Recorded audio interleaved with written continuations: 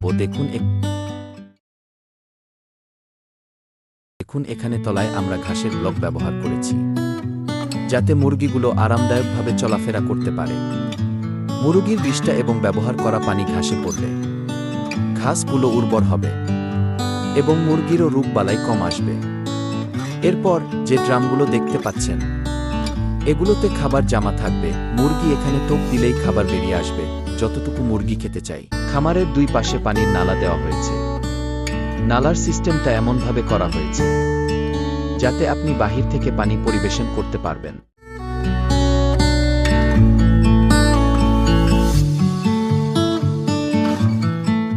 চারপাশে এইভাবে বোতলের খাপ ব্যবহার করা হয়েছে যাতে খামারের ভিতরে প্রাকৃতিক বাতাস ঠান্ডা হয়ে প্রবেশ করে।